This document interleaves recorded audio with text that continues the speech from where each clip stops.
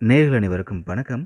சிறுகதை காசு சீரியல் நடிக்கிறதுக்கு நடிகை கோமதி பிரியா, அதாவது நம்ம மீனா எவ்வளவு சம்பளம் வாங்குறாங்க அப்படின்றது யாருக்காச்சும் தெரியுமா? வாங்க இந்த வீடியோவில் டீட்டெயிலாக பார்க்கலாம். சேனலை சப்ஸ்கிரைப் பண்ணிக்கோங்க, பெல் ஐக்கானை மறக்காமல் கிளிக் பண்ணிக்கோங்க.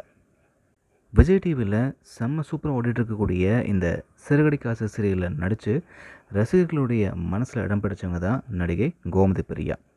மீனா அப்படின்ற ரோல் மூலமாக இவங்க இப்போது தமிழகத்தில் இருக்கக்கூடிய எல்லார் வீட்லேயும் ஒரு நபராகவே நம்ம கோமதி பிரியா வந்து மாறிட்டாங்க. அந்தளவுக்கு என்னோட நடிப்பு வந்து இருக்குது அப்படின்னு தான் சொல்லணும்.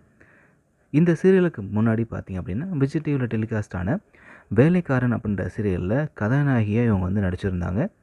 ஆனால் அந்த சீரியலை விட இவங்களுக்கு இந்த சிறுகதை காசு சீரியல் மிகப்பெரிய புகழை வந்து தேடி கொடுத்துருக்கு அப்படின்னு தான் சொல்லணும்.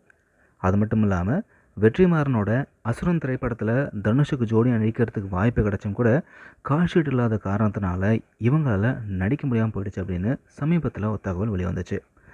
அசுரன் பட வாய்ப்பை இவங்க தவற விட்டிருந்தாலும் விரைவில் வெள்ளித்திரையில் கோமதி பிரியாவை பார்க்கலாம் அப்படின்னு ரசிகர்கள் அவங்களோட காத்துட்ருக்காங்க. இந்த நிலையில் சிறுகதை காசு சீரியல் நடிக்கிறதுக்கு ஒரு நாளைக்கு நடிகை கோமதி பிரியா ரூபாய் 12,000 வந்து சம்பளமாக வாங்கிட்டுருக்காங்களாம்.